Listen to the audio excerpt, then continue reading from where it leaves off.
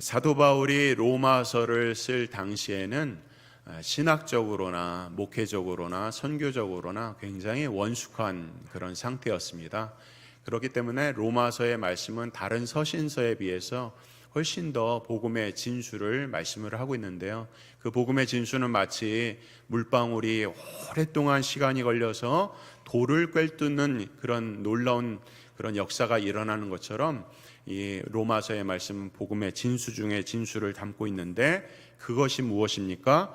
오직 예수님을 믿는 자들은 십자가에서 우리의 죄를 용서하여 주셨기 때문에 예수님 믿음으로 우리가 구원을 받는다고 하는 영생의 축복에 대한 진리의 말씀, 바로 이신칭의의 믿음인 것입니다. 그래서 오늘 우리 사랑하는 주의 성도들은 오직 예수님만 믿고 우리의 죄를 위해서 십자가에 지신 예수님께서 우리를 구원으로 인도하시는 것을 믿음으로 받으시길 바랍니다. 오늘은 로마서의 역사적인 배경을 지나서 오늘 첫 번째 소절을 말씀, 한 두 절의 말씀을 가지고 하나님의 복음이 무엇인가 상고하며 은혜를 나누고자 합니다. 우리 한국에서는 그러진 않는데 미국에서 살다 보면은 가장 많이 듣는 말 중에 하나가 굿뉴스 이런 얘기를 합니다. 그래서 한국말로는 굿뉴스 하면은 야 정말 좋은 소식이야 이렇게 이해되지, 야 진짜 복음이야 이렇게 표현하진 않지 않습니까? 그러나 미국 사람들이 말할 때는 굿뉴스 하면 그것 마치 복음, 가스펠로 이렇게 들리는 그런 뉘앙스가 많이 있거든요. 근데 그 사람들이 언제 굿뉴스 하냐면, 지금 우리가 고유가 시대에 살고 있지 않습니까? 기름값이 얼마나 많이 올랐어요. 기름값이 조금 떨어지면 야 굿뉴스야 이런 얘기를 하고, 또 시험 과제를 이제 오늘까지가 이제 그 제출 기한인데 일주일이 연계됐어. 그럼 학생들끼리 야 굿뉴스가 있어 이렇게 이야기할 때도 있고, 자기가 할 일이 줄어들면 굿뉴스야 이렇게 이야기한단 말이에요. 과연 그런 것들이 굿뉴스가 될 수가 있습니까? 하여간에 그렇게 될 수가 없기 때문에 이런 언어적인 사용을 생각할 때에 우리가 복음, 영어로는 굿뉴스 아니겠습니까? 복음의 의미가 매우 식상해져 있을 수가 있고, 우리가 복음이라고 하는 것이 어떤 의미인지를 정확하게 알아야 할 필요가 있기 때문에 사도 바울은 오늘 로마서 첫 말씀에서 분명하게 이 복음을 설명을 하고 있기 때문에 이 복음에 대해서 먼저 생각을 합니다. 1절 말씀, 예수 그리스도의 종 바울은 사도로 부르심을 받아 하나님의 복음을 위하여 택정함을 입었다 말씀을 하고 있어요. 본문 1절에서 복음을 뭐라고 표현하고 있습니까? 하나님의 복음, 그냥 복음이 아니라 하나님의 복음이라고 표현되어 있어요. 매우 주의 깊게 살펴봐야 될 대목인데, 모든 성경의 말씀은 1.1에 오류가 없는 말씀일 뿐만 아니라 사도 바울이 모든 복음의 진수를 엑기스로 담아놓은 이 복음서에서 그냥 복음을 라고 쓰지 않고 하나님의 복음이라고 쓴 의미가 분명히 있다는 것입니다. 그러면 우리는 곧장 생각합니다. 그럼 복음이 다 하나님의 복음이지 다른 복음이 있어 이렇게 생각할 수 있고, 그것이 어쩌면 당연할지 모르겠습니다. 그러나 그럼에도 불구하고 이 하나님의 복음이라고 하는 것이 담겨져 있는 뜻이 무엇인지를 생각하면 이 안에 무궁한 진리가 있다는 것을 발견하게 되는데요. 첫 번째로 하나님의 복음 생각할 때 이 하나님의 복음이 말씀하고 있는 것은 복음은 하나님 중심적이라고 말씀하고 있는 것입니다. 복음은 하나님의 중심적이다. 이것도 물론 당연하게 들릴 수 있고, 그럼 이상하게 그런 말씀을 하시네 이렇게 할 수도 있는데, 자 생각해 보십시오. 우리가 복음 생각하면은 복음은 인간의 의로 얻는 것이 아니라고 이야기를 했습니다. 오직 하나님의 능력과 주권 가운데서 우리가 구원을 받는 거야. 그것이 복음이에요. 사람의 의로 구원을 받지 못한다는 것이 복음입니다. 근데 여기서 더 나아가서 복음을 누가 주도했고 복음의 중심성이 누구인가 라고 생각을 할 때에, 복음을 주도하고 복음의 중심은 성자 예수님도 아니고 성령 하나님도 아니라 성부 하나님이라는 것을 분명하게 말씀을 하고 있어요. 하나님의 복음이다. 이것을 왜 강조를 하게 되냐 하면 복음 생각할 때 우리는 성부 하나님의 주권을 놓치고 생각할 때가 많이 있기 때문에 그런 것이에요. 예를 들면 우리가 성경 공부를 합니다. 기도를 합니다. 봉사를 하고 사역을 합니다.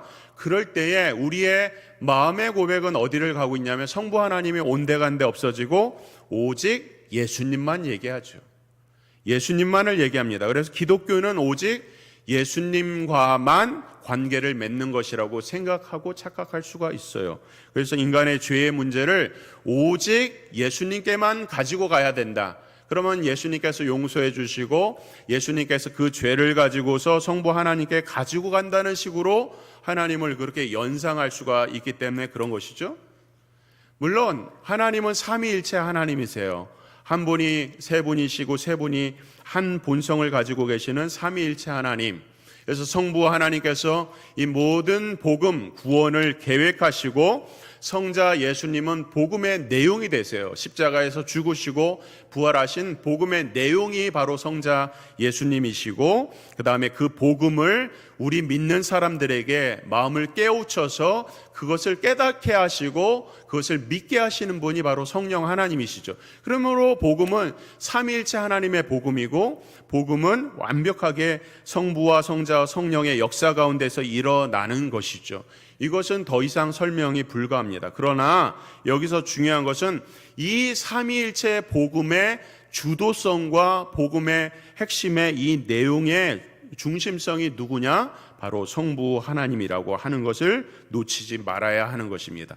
창세기 3장 15절 말씀해 보면 내가 너로 여자와 원수가 되게 하고 내 후손도 여자의 후손과 원수가 되게 하리니 여자의 후손은 내 머리를 상하게 할 것이요 너는 그의 발꿈치를 상하게 할 것이니라. 이 말씀은 이제 아담이 범죄하였을 때에 뱀이 유혹하지 않습니까? 그래서 이 뱀 사탄에게 하나님께서 징계의 말씀, 이 공의의 말씀을 하시면서 성부 하나님께서 에덴에서 이미 타락한 아담에게 구원의 계획을 말씀하실 때에 하신 말씀이에요. 여자의 후손이 누굽니까? 바로 예수 그리스도시죠. 이 모든 구원의 계획의 주도권이 어디 있어요? 하나님께서 내가 너로 성부 하나님께서 이 일을 하셨다는 거예요. 그것을 또한 신약 성경으로 넘어오면 요한복음 3장 16절에 뭐라고 말씀합니까? 하나님이 세상을 이처럼 사랑하사. 여기서 하나님은 누구세요? 성부 하나님이시죠. 하나님이 이처럼 세상을 사랑하사 독생자를 주셨으니 이는 그를 믿는 자마다 누구든지 멸망치 않고 영생을 얻게 하려 하심이라. 이 복음의 주도성이 누구예요? 성부 하나님.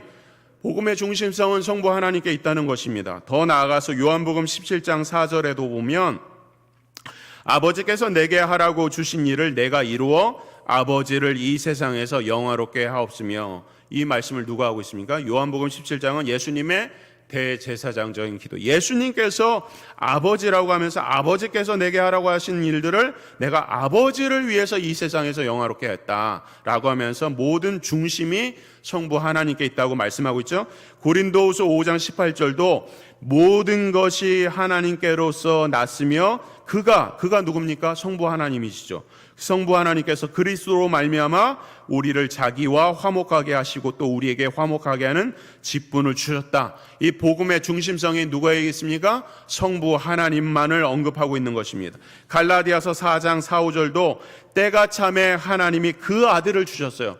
누가 주셨어요? 성부 하나님께서. 베드로전서 3장 18절도 마찬가지로 복음의 중심성이 성부 하나님인 것을 나타내시죠.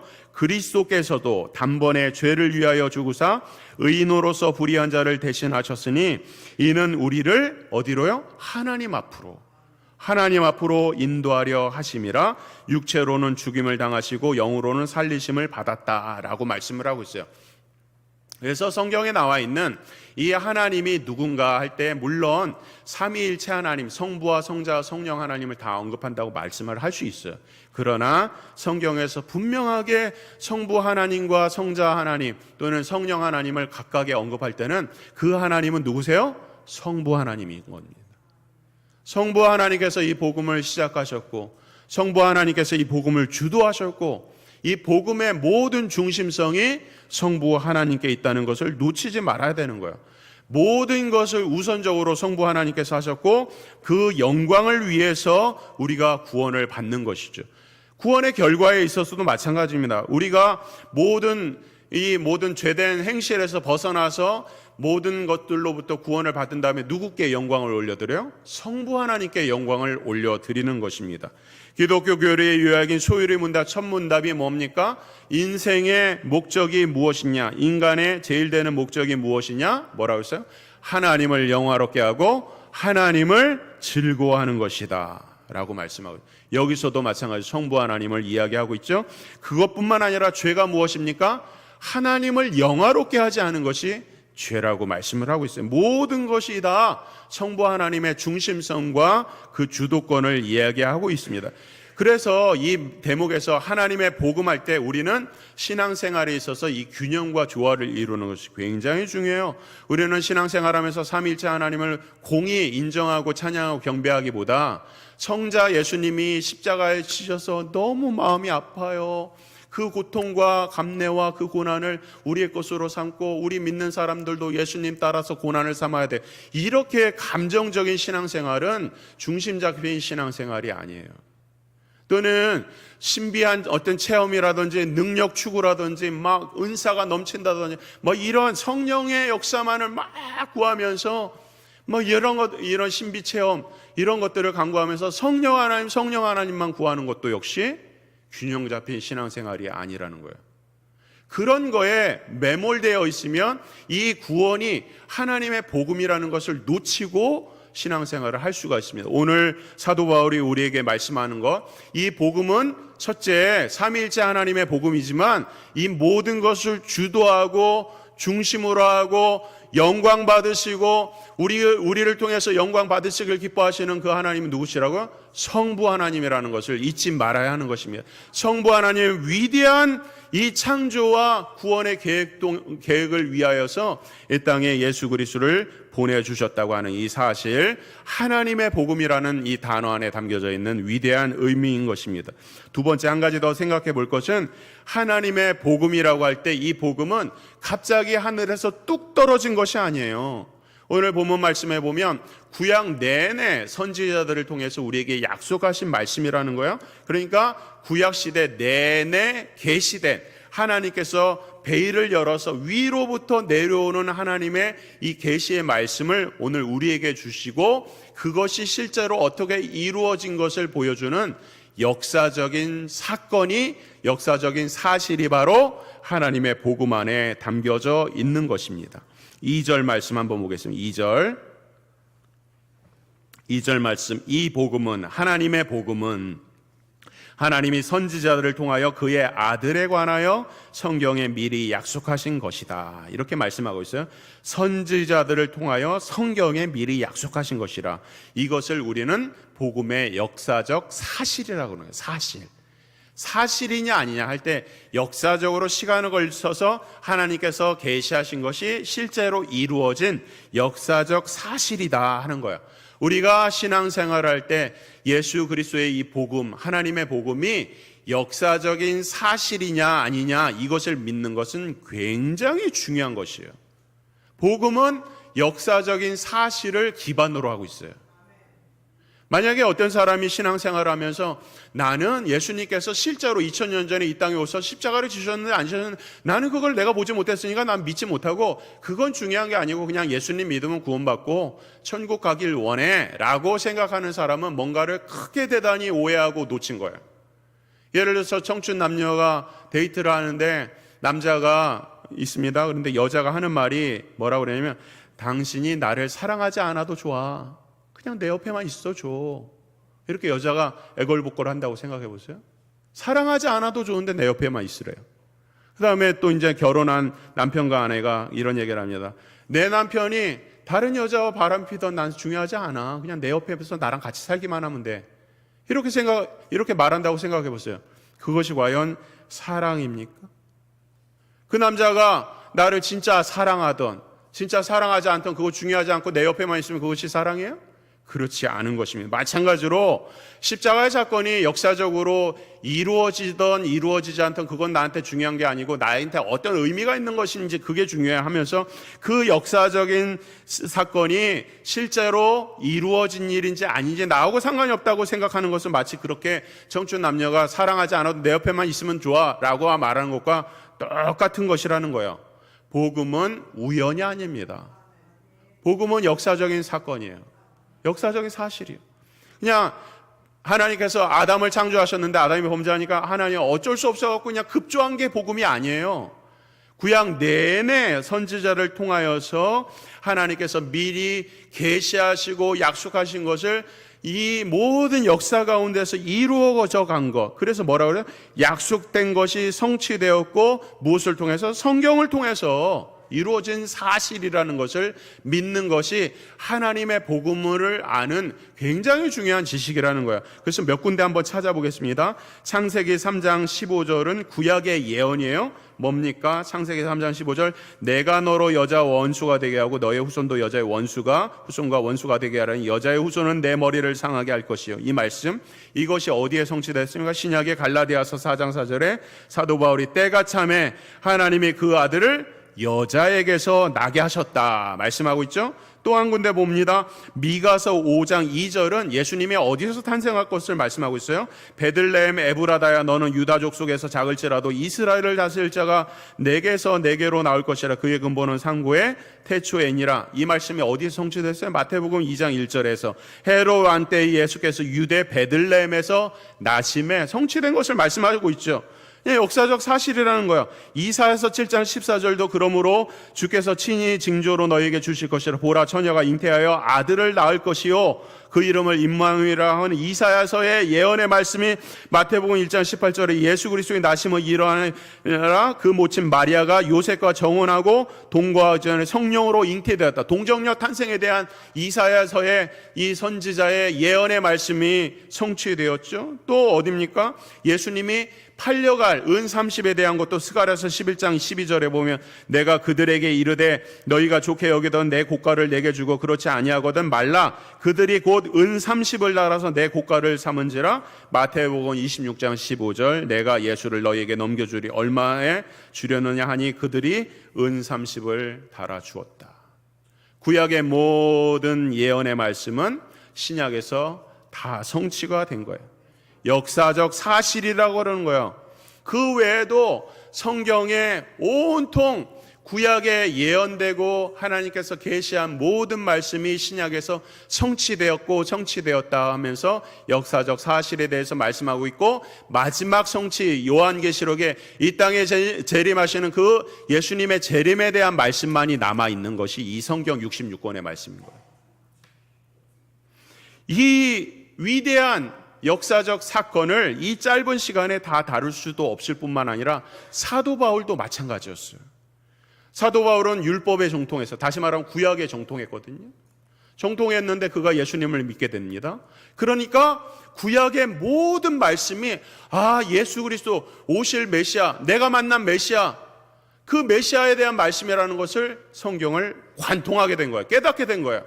그러니까 그가 이 하나님의 말씀을 서신서에 로마서뿐만 아니라 나머지 많은 서신서에서 담아서 예수 그리스도의 복음을 말씀하는데 가장 중요한 그 내용이 뭐냐면 예수 그리스도의 복음은 역사적 사실이다. 이것을 증거하는 거예요. 그런 면에서 로마서뿐만 아니라 다른 서신서에서 말씀하고 있는 예수 그리스도의 복음은 구약에 이루어졌던 역사적인 그 내용들이 실제로 이루어진 사건을 다루는 데 있어서 어떤 면에서 그냥 앞에 조그만 써머리밖에 되지가 않는 거예요. 그 내용이 너무 풍부한 거예요. 그래서 어떻습니까? 사도행전 20장에 가면 사도 바울이 드로아에서 복음을 전한단 말이에요. 드로아에서 복음을 전하다가 이제 예루살렘에 가서 이제 절기를 지키고 예루살렘에서 이제 자기가 죽을 것을 예비하는 말씀이 이제 사도행전 20장에 나와요. 그러니까 너무 마음이 급한 거예요. 그래서 그가 목회를 할 때마다 교회를 개척하고 전도여행을 하면서 교회를 개척하고 목회를 할 때마다 늘 말씀을 강론하죠. 어떤 말씀? 구약의 말씀이 하나님의 말씀이다, 역사적 사실이다 라고 하는 이 말씀을 강론하기 위해서 저녁 시간마다 강론하고, 어떤 교회에서는 몇 개월, 어떤 교회에서는 예배소 같은 교회는 2년 6개월을 강론하는 거예요. 구약의 말씀을 2년 6개월 동안 매일 강론하는 거예요. 매일. 그날도 마찬가지로 들어와서 강론을 한단 말이에요. 늦은 밤까지 강론을 하다가 어떤 일이 생겼어요? 유두구가 창틀에 앉아갖고 그 말씀을 듣다가 너무 피곤해서 졸아서 떨어져서 죽었단 말이에요. 그리고 나서 사도 바울이 그를 이제 안아서 다시 깨우고 일으키시죠. 이런 내용이 왜 그렇습니까? 구약의 모든 말씀을 하나하나 하나님께서 창세전부터 계획하시고 이것을 인도하셨고 선지자들을 통해서 계시하셨고, 이런 일들을 어떻게 이루어 주셔서 하나님이 누구시고 하나님이 어떤 분이시고 어떤 일을 행하신지를 평생을 얘기해도 부족하고 부족한 진리의 말씀이라는 거예요. 그것을 66권 우리에게 주신 것이라는 거예요. 그러니까 성경의 말씀이 역사적인 사실이냐 아니냐 이것을 믿지 않고, 그건 중요하지 않고 그냥 예수님만 잘 믿으면 돼, 아니라는 거예요. 그게 아니라는 거예요. 복음은 그게 아니라, 하나님의 복음은 구약의 말씀이 어떻게 신약에서 성취된 것인가를 분명하게 아는 것이 복음의 핵심을 아는 거예요. 그러므로 우리는 말씀을 묵상해야 되고 연구해야 되고 공부해야 되는 거예요. 주일날만 하루 나와서 말씀을 다 알 수가 없어요. 사랑하는 성도 여러분, 날마다 새벽마다 깨우고 매일마다 성경 묵상하고 상고하고 사랑하고 교회에서 양육하는 모든 일들이 있으면 참여하고, 그렇게 하셔서 말씀을 평생 배워도 이 진리의 보화를 다 알 수가 없어요. 이왕에 예수 그리스도의 복음, 하나님의 복음 하려면 똑바로 알고 정확하게 알아서 더 풍요로운 믿음 생활을 해야 되지 않겠습니까? 그 약속을 알아야 우리가 무엇을 구해야 될지 알 수 있지 않습니까? 그냥 믿습니다 하면서 그것이 신앙생활이에요? 무엇을 구해야 될지 하나님의 말씀에서 그렇게 자세하게 말씀을 하고 있는데, 남편과 아내가 어떻게 살아야 되며 이 세상 직장 생활을 어떻게 해야 되고 물질 생활을 어떻게 해야 되고 자녀들을 어떻게 놓아줘야 되는지, 건강에 문제가 있으면 어떻게 해결해야 되는지 성경에 다 약속하셨다는 말씀이에요. 성경을 알아야 역사적인 사실이 오늘 우리에게 어떻게 적용돼야 되는지 알아야 된단 말이에요. 근데 그것을 하지 않아요. 그러니까 문제가 되는 거예요. 오늘날 보십시오. 모든 것이 다 신이 된다고 하면서 다원주의, 여러 가지 원리가 세상을 지배하는 시대, 다원주의라는 거예요. 다원주의 시대 속에서 우리는 다원주의를 믿습니까? 아니죠. 오직 성경만을 믿죠. 다원주의 시대 속에서는 이 모든 진리의 권위가 다 무너져 있습니다. 사실이어도 아니어도 좋다, 상관없다라는 발상을 하고 있어요. 그러면 교회 생활이 뭡니까? 정신수양이죠. 이것이 역사적 사실이냐 아니냐 상관이 없으면 교회 왜 나옵니까? 예배를 왜 드립니까? 예배입니까? 예배가 아니에요. 그냥 정신수양이지. 그러니까 오늘날 우리가 이 사도 바울이 로마서의 말씀을 통해서 하나님의 복음을 이야기하면서 이것이 역사적인 사실인가를 강조하는 것은 너무나도 중요한 시대를 살고 있는 거예요. 2절 말씀에 성경에 미리 약속하신 것을 선지자를 통해서 주셨다라고 할 때에, 그런 의미에서 이 선지자가 누군가를 아는 것은 굉장히 중요한 키워드입니다. 선지자가 하는 일은 두 가지였어요. 하나는 성경을 기록하는 일이었어요. 구약의 성경을 기록하고, 또 하나는 그 기록된 말씀을 가르치고 선포하는 일들이었어요. 근데 기록하고 가르치고 선포하는데 하나님의 진리의 말씀이잖아요. 그러니까 누가 통제하셨어요? 하나님께서 통제하셔서 바른 말씀을 기록하고 바른 말씀을 전파할 수 있도록 하시는 거예요. 바른 말씀이 전파되고 약속된 말씀이 전파되니까 어떻게 될까요? 증거가 일어나는 거예요. 선지자의 전한 말씀이 그대로 하나님의 말씀이라는 걸 증거하실 수밖에 없어요. 하나님은. 그래야 하나님이 살아계신 것을 알 수 있지 않습니까? 그래서 그 증거로 나와 있는 것들이 다 뭐예요? 우리가 말하는 지금 역사적인 사실들이라는 거예요. 그것이 무엇인가를 우리가 배우는 것이 성경 공부라고 할 수 있는 것이죠. 그럼 여기서 우리가 중요한 것을 물어봅니다. 물어봅니다. 그럼 왜 하나님은 이렇게 복잡한 방법을 사용하시는? 하나님께서 직접 쓰시고 우리에게 말씀하시고 우리에게 직접 대언하시면 우리에게 말씀하시면 되지 않은가? 왜 이렇게 부족하고 허물 많은 선지자를 통하여 복잡한 방법으로 우리에게 진리의 말씀을 계시하시고 그것을 이루어 가시고 무엇보다도 그 계시의 말씀을 이루어 가시는데 수천 년의 시간이 필요한가? 왜 우리로 그런 시간을 낭비하게 하는가? 생각해 보십시오. 기원전 2000년 전에 아브라함에게 말씀하신 것이 성취된 것이 언제 성취됐어요? 예수님 오셔서 2000년이 지났어요. 그 아브라함만 그렇습니까? 아브라함 이후에 이삭과 야곱과 요셉과 모세와 사사시대의 사사들과 다윗과 솔로몬과 수많은 선지자들과 그리고 암흑시가 달아오죠. 그런 모든 시대 가운데 왜 이렇게 기다리게 하시는가? 우리는 무엇입니까? 2000년 전에 예수님 오셨고 2000년이 지났어요. 주님 언제 오실지 모르고 여전히 기다리고 있다면 세상의 징조는 가득하지만 여기서 우리는 성경의 귀중한 교리를 배우는 거예요.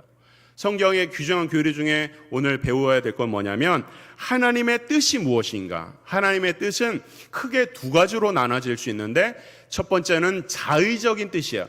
하나님께서 주권적으로 역사하시는 하나님의 뜻이 있어요. 예를 들면 홍해 사건 같은데 건너야 되지 않습니까? 애굽의 군대가 당장에 쫓아와서 막 몰살당할 입장이란 말이에요. 홍해가 건너가지 않으면 어떻습니까? 당장에 죽음을 당하는 거예요. 그러니까 하나님께서 직접 급하게 개입하시는 거예요. 홍해의 물을 완전히 가르시죠. 그런 사건이라든지 아니면 노아의 홍수 사건. 하나님께서 직접 개입하셔서 온 세상에 홍수로 가득하여서 모든 죄를 다 멸하시는 이런 사건들을 하나님의 자의적인 뜻이라는 거예요. 또 하나는 하나님의 허용적인 뜻이 있는데 우리의 삶 속에서 마치 하나님이 계시지 않은 것 같은 그런 모든 일들 가운데 일어나는 일들이 하나님의 허용적인 뜻이에요.